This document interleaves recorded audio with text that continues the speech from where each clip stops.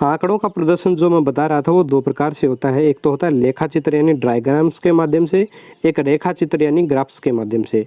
रेखा चित्रों को अपन बिंदु रेखीय चित्र भी बोल देते हैं। लेखा चित्र क्या होते हैं? महत्वपूर्ण लेखा चित्र दोस्तों निम्न प्रकार हैं। पहला है अपना स्तंभ, जिसको बार भी बोलते हैं, बार लेखा चित्र यानी कि स्तंभ लेखा चित्र या एक विमा चित्र। ये लेखा चित्र रेखाओं या दंड चित्रों के रूप में बनाया जाता है, यानी कि इस प्रकार से या फिर इस प्रकार से डब्बे बना करके ये चित्र बनाए अपने जाते हैं। ठीक है, इनका प्रयोग तब सही रहता है जब न्यूनतम व अधिकतम मूल्यों के मध्य अंतर कम हो। ठीक है दोस्तों, तो ये कोई ज़्यादा बातें इंपॉर्टेंट नहीं है, बस थोड़ा सा ध्यान में रखना है कि स्तंभ या बार लेखा चित्र का उपयोग कब कर सकते हैं अपन? तब कर सकते हैं जब न्यूनतम और अधिकतम जो मूल्य अपने को दो चीज़ें, दो मान लीजिए दे रखे और उनके मध्य का अंतर ज़्यादा अगर नहीं है, तब अपने को इस प्रकार के चित्रों का उपयोग करना जो है वह आसान रहता है। इसके बाद देख लेते हैं कि ये जो आपके स्तंभ या लेखा चित्र या एक विमा चित्र होते हैं, ये भी दो प्रकार के होते हैं। कौन कौन से? एक तो उदग्र या लंबवत और एक होते हैं क्षैतिज। उदग्र या लंबवत किस प्रकार से बनते हैं दोस्तों? इस प्रकार से बनाए जाते हैं, आपके इस प्रकार से बनते हैं। और आपके क्षैतिज वाले किस प्रकार से बनते हैं? ये इस प्रकार से दोस्तों आपके बनाए जाते हैं। ठीक है, लेकिन उदग्र या लंबवत रेखा चित्रों का उपयोग जो है वो अधिक अपन करते हैं। ये वाले जो चित्र हैं ये अपन ज़्यादा उपयोग में इनको अपन लेते हैं। बस यही बात यहाँ पे बताई गई है। फिर है सरल स्तंभ रेखा चित्र। सरल स्तंभ रेखा चित्र क्या होते हैं आपके? तो इसमें एक तो आपका ये तो होता है एक्स अक्ष, अपने को पता है। ये क्या होता है? वाई अक्ष होता है। तो आधार कहाँ ले लेते हैं? एक्स अक्ष पे। और चौड़ाई इसमें क्या रखी जाती है? समान। चौड़ाई का मतलब मान लीजिए ये डब्बा इतना बनाया है तो इतनी चौड़ाई का डब्बा इधर ये बनेगा। तो इनमें जो स्तंभ अपन बनाते हैं उनकी चौड़ाई भी समान रखते हैं और इनके बीच की जो दूरी होती है ना, दूरी यानी कि इन दो डब्बों के बीच जो दूरी है वो दूरी भी अपन समान ही रखते हैं। ऊंचाई जो होती है यानी कि ज़रूरी नहीं है समान हाइट की हो, ऊंचाई मूल्यों के अनुपात में। अगर मान लीजिए यहाँ पे ये 10 मान का डब्बा है तो इसको यहाँ तक बनेगा, ये मान लीजिए 10 है और ये मान लीजिए 5 का, तो ये यहीं तक बनेगा। तो ऊंचाई मूल्यों के अनुपात में होती है। और उपयोगिता क्या है इसकी? व्यक्तिगत मूल्यों, काल श्रेणी यानी समय वाली चीज़ें जो हैं, स्थानानुसार समंकन श्रेणी का आदि का ग्राफ बनाने के लिए जो है इसका उपयोग अपन कर लेते हैं। दोस्तों आपको बस थोड़ी थोड़ी चीज़ें जो है इसके बारे में पता होनी चाहिए, बाकी कोई ये ज़्यादा महत्वपूर्ण नहीं है, यहाँ से प्रश्न नहीं आते, लेकिन फिर भी मैं आपको बता रहा हूँ ताकि आपको ये थोड़ा सा इनका बेसिक क्लियर हो जाए। ठीक है दोस्तों, इनको बोलते हैं अपन सरल स्तंभ आरेख। स्तंभ यानी दंड। और आगे देख लेते हैं दोस्तों, ये रहा आपका सरल या स्तंभ यानी दंड आरेख। ये रहा आपका, मैंने आपको जो बताया था वही है। आधार यहाँ ले लिया अपन ने और ऊंचाई इधर अपन वाई एक्स पे ले लेते हैं। ऊंचाई का अनुपात क्या होगा? जो अपन ने दे रखा है मूल्यों का अनुपात है उसके अनुपात में इसकी ऊंचाई होती है। और इनके मध्य की जो ये दूरी होती है यानी कि इन दोनों दंडों के मध्य की दूरी, ये तीनों दूरियाँ समान होनी चाहिए दोस्तों। ठीक है, तो ये आपका जो होता है दंड या स्तंभ आरेख है और यह उदग्र आरेख भी कहलाता है। ठीक है दोस्तों, उदग्र यानी कि ये कौन सा आरेख है आपका? उदग्र मैंने आपको बताया था लंबवत आरेख है, इन्हीं का उपयोग अपन ज़्यादा करते हैं। इसके बाद दोस्तों बात कर लेते हैं बहुगुणी दंड आरेख यानी कि बहुगुणी।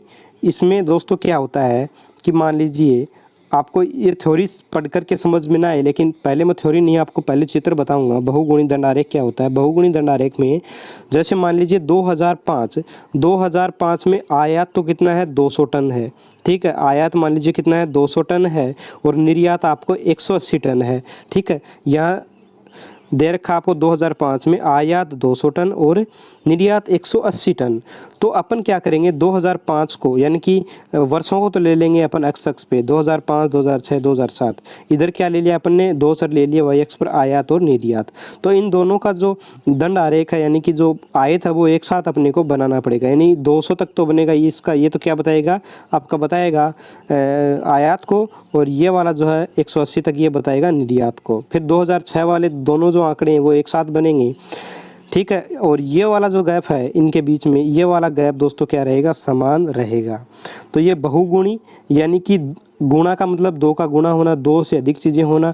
तो 2 या 2 से अधिक चीज़ें हो गई है यहाँ पे, क्योंकि देखिए एक तो आपका आयात दे रखा है, एक निर्यात दे रखा है। तो 2 या 2 से अधिक चरों की अगर अपन तुलना कर रहे हैं तो यहाँ पे जो है बहुगुणी दंड आरेख का अपन उपयोग करते हैं। और लिखा भी हुआ है ये स्तंभ लेखाचित्र दो या दो से अधिक संबंधित चरों में समय या स्थान के आधार पर तुलना करने हेतु बनाए गए हैं। ठीक है, इसमें प्रत्येक समय या स्थान से संबंधित दो या दो से अधिक स्तंभ बनाए जाते हैं।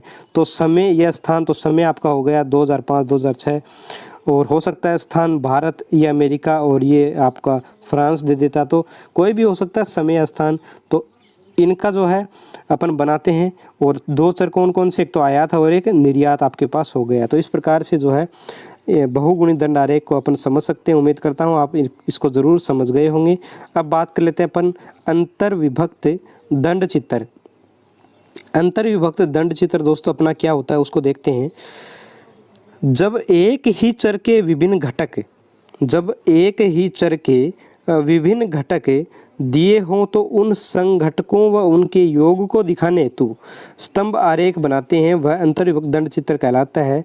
इसमें संघटकों के योग को मिलाकर उसके आधार पर उपयुक्त पैमाना लिया जाता है। अब दोस्तों आप देखिएगा, मान लीजिए यहाँ पे दो अगर चर दे रखे हैं, 2004 है, इस 2004 में गेहूँ 30 पैदावार है 30 टन है, बाजरा 20 टन मान लीजिए, और जौ 15 टन मान लीजिए। ठीक है, तो अगर अपन इनको ऊपर वाले चित्र के अनुसार बनाएं, बहुगुणित दंड आरेख के अगर अनुसार अपन बनाएं, तो अपने को क्या बनाना पड़ेगा। देखिए, आधार पे अपन ने 2004 मान लीजिए यहाँ ले लिया है, तो यहाँ पे समान दूरी छोड़ करके पहले गेहूं का 30, और फिर आपके बाजरे का 20, और फिर आपका 15, इस प्रकार से एक साथ 3 बनाने पड़ेंगे, जो कि ठीक नहीं लगेंगे। वो 2 तक तो अगर अपन बना लेते हैं तो ठीक लगता है, लेकिन 3 तक अपन बना पाने में असमर्थ थोड़ा सा रहते हैं। इसलिए अपन क्या करते हैं, अंतर्विभक्त दंड चित्र, यानी कि अंतर्विभक्त यानी क्या करेंगे, इसमें अपन एक ही चित्र बना लेते हैं लंबा। ठीक है, कैसे बनाते हैं दोस्तों, इन सब का जोड़ लेते हैं, यानी गेहूं बाजरा जो 2004 में कितना हुआ, टोटल कुल मिला के 65 टन हुआ, और 2006 में इनकी पैदावार 45 टन, 2007 में 60 टन हुई। अब इसको दिखाना कैसे है, दिखाना ऐसे कि 2004 यहाँ पे आधार पे अपन ले लेंगे, फिर एक दंड चित्र बना देंगे इस प्रकार से। और अपने को क्या दिखाना है, गेहूं को इस प्रकार के चित्र में अपन ने बना दिया कि इस प्रकार की जो रेखाएं गेहूं को दिखाएं, और गेहूं सबसे ज़्यादा है तो 3 भागों में इसको बांटना है। एक तो गेहूँ का भाग हो जाएगा, एक आपका बाजरे का भाग हो जाएगा, और एक जो भाग बच गया वो आपका जो सबसे कम जौ का भाग हो गया। तो यहाँ पे सबसे अधिक अपने पास गेहूँ है, तो यहाँ गेहूँ वाला डॉट इस प्रकार से गेहूँ को अपन मान लीजिए बना देते हैं तो गेहूँ आ जाएगी। इसके बाद इस प्रकार से अगर बाजरे को बना देते हैं तो ये आपका बाजरा आ गया, और अगर इस प्रकार से आप जौ को बना देते हैं तो इस प्रकार इसमें जौ को बना देंगे। तो ये आपका कौन सा चित्र हो जाएगा, अंतर्विभक्त, यानी अंतर्विभक्त का मतलब अंदर से विभाजित है, अंतर्विभक्त दंड चित्र ये होता है। ठीक है, तो इसका उपयोग कब करते हैं अपन, जब अपन देखिए जब एक ही चर के क्या दिए हों, अनेक घटक दिए हुए हों, एक ही चर के विभिन्न घटक दिए हों, तो उनके योग को दिखाने हेतु अपन इसका उपयोग करते हैं। ठीक है दोस्तों, उम्मीद करता हूँ आप समझ रहे होंगे कि 2004 में आपके पैदावार जो है, पैदावार क्या है यहाँ पे चर है दोस्तों, पैदावार कितनी थी, 65 टन थी, 2006 में 45 टन, 2007 में 60 टन, यानी कि अपने को पैदावार को पूरी को दिखाने के लिए, योग के रूप में दिखाने के लिए अपन इन चित्रों का उपयोग करते हैं। जिसमें इस चित्र को अपन देख के बता सकते थे गेहूं कितनी है, क्योंकि गेहूं 30 तक देखिए, तो गेहूं 30 से 0 से 30 तक तो 30 टन हो गई, बाजरा 30 से लेकर के 50 से नहीं टोटल 20 टन हो गया, और 50 से लेकर 65 तक आपका क्या है, जौ है, तो यानी कि ये 15 टन हो गया। तो ये आपका अंतर्विभक्त दंड चित्र।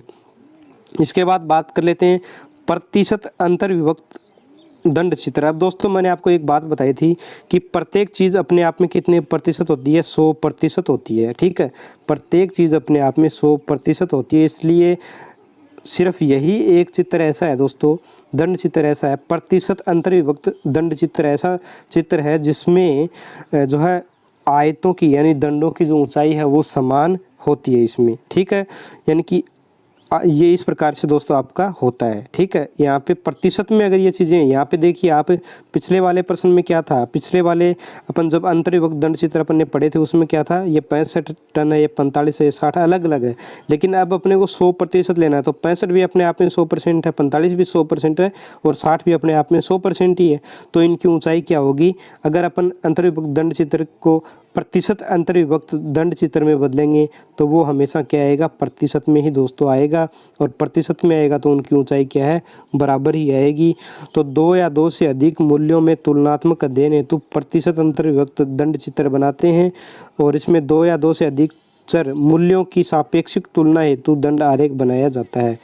2 या 2 से अधिक चर मूल्यों की सापेक्षिक तुलना हेतु दंड आरेख का अपन उपयोग करते हैं। ठीक है दोस्तों, केवल इसी दंड आलेख में ऊंचाई भी समान होती है। जो प्रतिशत अंतर विभक्त दंड चित्र है, केवल यही एक ऐसा आलेख है जिसमें ऊंचाई भी समान होती है। तो मोस्ट इम्पोर्टेंट पॉइंट यही है आज के वीडियो का कि जो ऊंचाई है प्रतिशत अंतर विभक्त दंड आरेख की वो हमेशा क्या होती है, समान होती है और एकमात्र यही दंड आरेख ऐसा है जिसमें ऐसा होता है।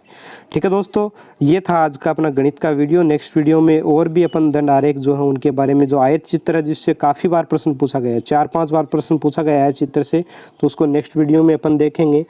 ठीक है दोस्तों, मिलते हैं नेक्स्ट वीडियो में एक और नए टॉपिक के साथ। तब तक के लिए जय हिंद, जय भारत।